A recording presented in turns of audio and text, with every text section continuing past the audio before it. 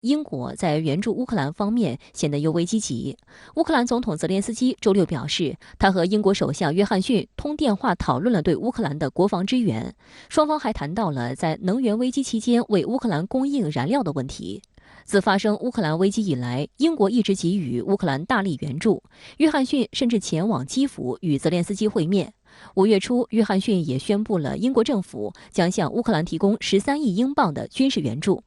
意大利晚邮报周四报道称，有消息人士透露，英国首相约翰逊已邀请乌克兰总统泽连斯基建立一个全新的欧洲联盟，成员还将包括波兰、爱沙尼亚、拉脱维亚、立陶宛以及土耳其，以作为欧盟的替代。该报道分析称，约翰逊正在瞄准乌克兰与欧盟主要国家之间的关系间隙，发起了一项旨在颠覆欧洲格局的倡议，建立一种全新的政治、经济和军事联盟体系，从而将不信任布鲁塞尔对俄态度的国家集结起来。报道还引述消息人士说法称，约翰逊对该计划已经谋划了1个多月。4月9日，约翰逊到访乌克兰首都基辅时，首次向泽连斯基提出了这个想法。在约翰逊的设想下，英国将作为这个新联盟的领袖，成员国将包括乌克兰、波兰、爱沙尼亚、拉脱维亚和立陶宛，以及可能在晚些时候加入的土耳其。据报道，有欧洲部长指出，约翰逊此举显然是在谋求政治红利，即希望英国在与布鲁塞尔关于脱欧问题的谈判中有更多的牌可打。不过，这么做也可能导致欧洲国家中间出现一道明显的裂缝。据德国智库基尔世界经济研究所估计，截至目前，仅英国在俄乌冲突爆发后对乌克兰提供的经济和军事援助就超过了整个欧盟。波兰提供的援助则比德国、法国和意大利还多。不过，泽连斯基则更期待6月23日的欧盟峰会，届时将决定是否给予乌克兰欧盟候选国地位的问题。法国一直就没有说这个给乌克兰实质性的军事上的援助，因为他这个法国他很清楚，战争是在欧洲的战场，对于这个欧洲的经济，对于欧洲的安全造成重大的冲击。德国实际上也是如此，尽管呢这个加速了武装，但是呢这个需要很长的一个过程。德国战后一直是和平的力量，所以这些拱火的主要是美国。实际上呢这个冲突本身也进一步的分裂了欧洲，这个使欧洲呢成为这是冲突的主要的这个受害者。围绕美西方军援乌克兰的博弈也愈演愈烈。那吴先生，这场博弈对俄乌冲突战局会带来哪些影响呢？按照军事逻辑去研判，两国交战，如果战场只局限在一国之内，另一国却有广袤的大后方，可以不受干扰地进行生产工作，那么胜负的天平将优先导向拥有大后方的一侧。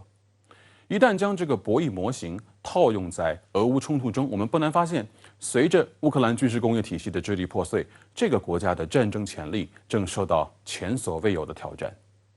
因此，乌克兰军队的战斗力已经高度依赖美西方的军援投喂。普京自然明白此事的严峻性，他在给法德领导人的电话中明确提及了西方对乌克兰供应武器的危害性。